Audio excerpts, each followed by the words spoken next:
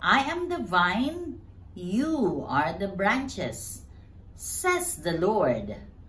Whoever remains in me and I in him will bear much fruit. Blessed is he whose help is the God of Jacob.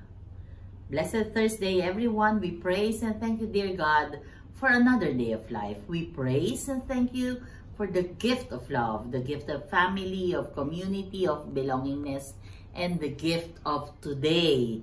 Today, in the Gospel according to St. Luke, we are being reminded about the kingdom of God.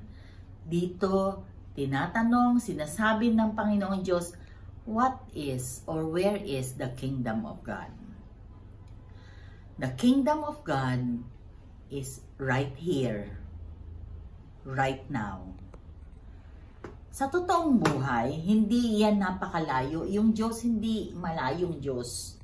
Ang Diyos ay nandito sa ating kalungkutan, sa ating problema, sa ating kaligayahan, sa ating pang-araw-araw na buhay. Bakit mo naman sinasabi yan, Tita Malu? Di sana kung nandyan ang Diyos, di sana wala tayong problema. Hindi yan totoo. God promised us na hindi niya tayo pababayaan. Pero hindi niya sinabi na wala tayong problema. Kasi in reality, yung totoong buhay, talagang habang nabubuhay ka, meron kang concerns, meron kang hinahanap, meron kang gusto. Na-experience nyo ba? Halimbawa, nakakita ka ng mahusay. Sana maging mahusay din ako kasi mahusay niya. Experience ba kayo ng ganyan? Halimbawa, maganda ang buhay nila. Sana pagdating ng araw, maging maganda rin ang buhay namin. Halimbawa, yung mga ganon, yung mga halimbawa, meron kang nakita. Sana ako din. Normal yan sa atin. Now, the difference lies sa kung paano mo gagawin yun. Halimbawa, I remember when I attended the first meeting of a Toastmasters meeting, nakita ko ang husay nila magsalita. What I had in mind was, sana maging ganun din ako. When I saw Dinah Loomis, sabi ko, napakagaling niya. Sana maging ganyan din ako. Paano kaya maging distinguished Toastmaster? Parang hindi ko yan kaya. I had it 10 years. Yung mga ganon. Pero, bakit ko sinasabi na the Lord allows things to happen? Pero, ang daming sakripisyo nun. Ang daming hirap. Hindi pa pwedeng instant. Mga instant na diploma diyan sa rekto. Hindi tama yan. Lahat ng bagay may sakripisyo. Lahat ng bagay pinaghihirapan. And there we experience the kingdom of God. For as long as there is love in our hearts, the kingdom of God is here.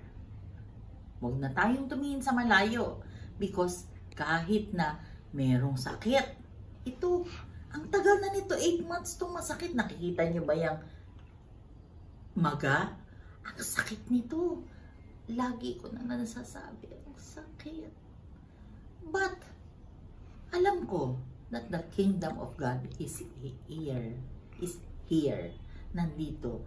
He allows things to happen for a reason. So that I can endure the pain. Na kahit na may masakit, hindi ako humihindi sa service. Na kahit na may problema, diretso lang ang focus sa Panginoon. Always remember that the kingdom of God is with you, with me. It's everywhere. It's here. Now, how do we experience the kingdom of God? Diyan na tayo napagkaiba-iba. Kasi yung mga ibang tao, kahit na alam nila na the kingdom of God is here, right now, Ang layo ng tingin nila. They do not acknowledge.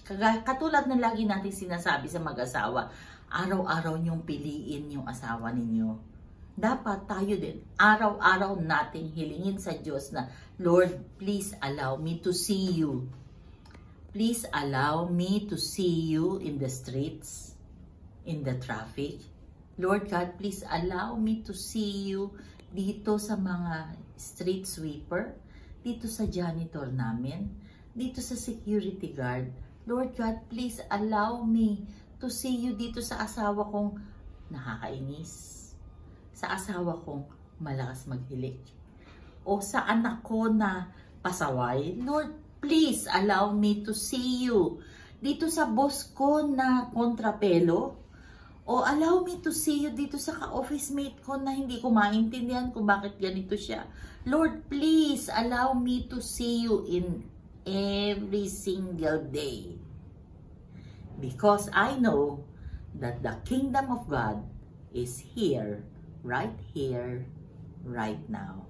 Let us pray. Lord God, we are sorry for our sins, either of commission or omission. We pray, Lord God, help us to see you in every circumstance in our lives.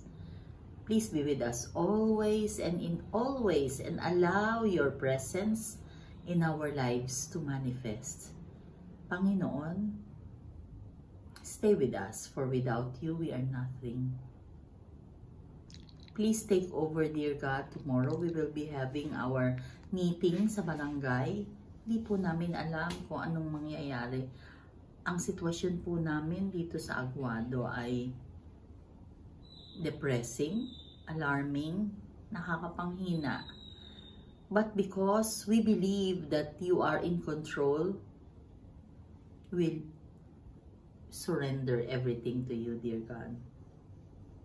All this we pray in your mighty name, through the intercession of our blessed Mama Mary. Amen. Blessed Thursday once again. God bless us all.